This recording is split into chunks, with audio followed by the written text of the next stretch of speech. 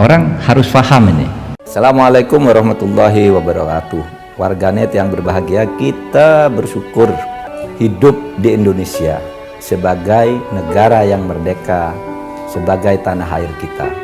Mari cintai tanah air kita ini agar kita bisa melaksanakan perintah Allah dengan sebaik-baiknya. Jika pemilihan presiden digelar hari ini, Mei, siapa yang kemudian Anda pilih? Pertanyaan inilah yang diulas dalam rilis survei terbaru Saiful Mujani Research and Consulting. Kita lihat bersama, survei nasional digelar secara tatap muka. 3 nama yang muncul sebagai top of mind adalah Ganjar Pranowo dengan raihan dukungan spontan.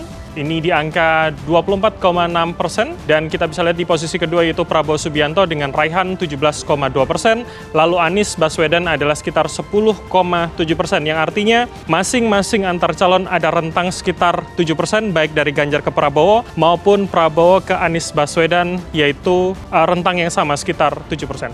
Kita akan lihat di grafis kedua, ini akan membandingkan paling tidak dalam 2 tahun terakhir, dari Mei 2021 dan juga Mei 2023, dukungan kepada masing-masing capres ini ternyata naik. Kita lihat bersama Ganjar Pranowo, jika pada 2021 adalah 5,9, maka naik di angka 24,6. Ini cukup signifikan ternyata. Dan kemudian untuk Prabowo sendiri adalah 13,1 di 2021, naik sekitar 4% dan menjadi 17,2 di Mei 2023. Sedangkan Anies yang sebelumnya adalah 5,9 di Mei 2021, meningkat sekitar 4, sekian persen, yaitu menjadi 10,7% pada Mei 2023. Kita akan lihat bagaimana nanti menjelang pendaftaran, apakah kemudian angka akan semakin menguat, semakin membulat untuk kemudian 3 besar nama capres yang hari ini ada dan juga sudah dikenal publik. Lembaga survei Saiful Mujani Research and Consulting atau SMRC merilis hasil survei terbaru yang mencatat elektabilitas Ganjar Pranowo unggul dari Prabowo Subianto dan Anies Baswedan sebagai calon presiden pilihan masyarakat. Ganjar menduduki elektabilitas tertinggi dengan angka 24,6%, yang kemudian setelahnya diisi dengan nama Prabowo Subianto yang mendapat 17,2%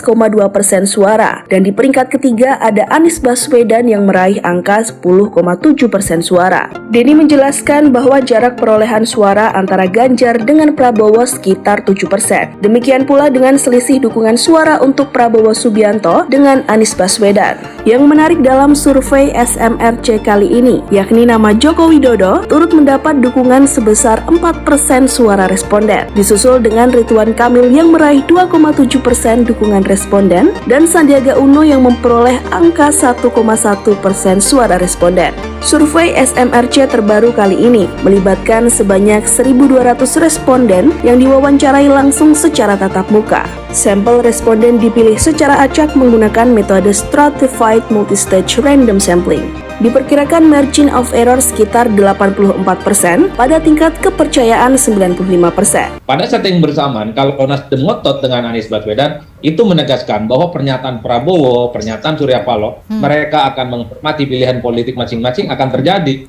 Mereka siap head to head, mereka akan siap berhadapan-hadapan di Pilpres 2024 yang akan datang. Karena saya membayangkan sangat tidak mungkin menduetkan antara Prabowo Subianto dengan Anies Baswedan, mengingat 2 orang ini berada dalam 2 kutub yang saat ini berbeda-beda. Prabowo itu saat ini mewakili kubu pemerintah, tapi pada saat yang bersamaan Anies adalah kubu oposisi yang tentu saja iman politiknya berbeda dengan Bang Andre Rosiade, berbeda dengan Prabowo, dan berbeda dengan Gerindra. Makanya tidak mengherankan dalam berbagai diskusi, dalam berbagai kesempatan, Bang Andre itu kan selalu nyerang Anies Baswedan sebagai orang yang dianggap tidak tahu terima kasih, tidak pamitan, dan sebagai orang yang kemudian pernah dibesarkan dulu oleh Prabowo Subianto, tapi kemudian di 2024 sangat potensial. Baiknya. Menjelang tahun pemilu 2024, memang berbagai manuver politik ini terus bermunculan. Berbagai perbincangan pun bermunculan di masyarakat. Pemirsa, ya, ini diantaranya adalah membicarakan mengenai penjajakan koalisi, lalu juga membicarakan mengenai pengumuman dari bakal capres, dan juga spekulasi mengenai siapa saja nantinya akan dijadikan bakal cawapres. Nah, pemirsa, kali ini kami akan mengajak Anda untuk berbincang dengan sejumlah masyarakat DKI Jakarta, khususnya perempuan, mengenai suara mereka untuk mengetahui siapa yang akan mereka dukung pada Pilpres 2024. Halo, selamat siang Mbak. Siang. Ini dengan Mbak siapa? Dengan Lili. Mbak Lili.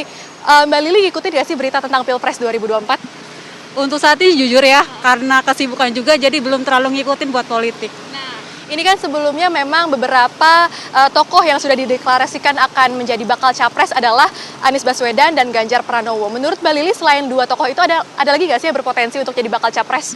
Kurang tahu ya, tapi untuk sekarang sih saya lebih dukung Pak Ganjar. Nah, kalau Pak Ganjar kira-kira yang cocok jadi bakal cawapresnya siapa nih, Mbak? Kalau Pak Ganjar sih kayaknya dicalonin sama siapapun untuk wakilnya pasti cocok-cocok aja ya. Kira-kira kenapa sih Mbak Lili tertarik untuk dukung Ganjar Pranowo sebagai presiden pada Pilpres 2024? Terbukti sebagai kepala daerah aja beliau bisa memimpin rakyatnya kan. Saya yakin juga beliau bisa memimpin Indonesia menggantikan Pak Jokowi. Ada harapan nggak sih Mbak Lili kira-kira jika nanti Ganjar Pranowo ini terpilih menjadi Pilpres, jadi presiden? Baik, sebenarnya bukan Pak Ganjar saja pun siapapun yang akan menjadi pemimpin kita nanti, semoga lebih amanah, Indonesia semakin maju tentunya, dan angka pengangguran mungkin selalu makin berkurang ya, karena kan kita lihat habis pandemi ini banyak pengangguran sekali di Jakarta. Baik, terima kasih suaranya Mbak Lili. Demikianlah perbincangan dengan salah satu masyarakat yang tadi mengatakan bahwa mendukung Ganjar Pranowo sebagai calon presiden untuk Pilpres 2024. Semoga Allah senantiasa menuntun kita di jalan yang diridhoinya. Aku qouli hadza, astaghfirullah li wa lakum. Wassalamualaikum warahmatullahi wabarakatuh. Terima kasih.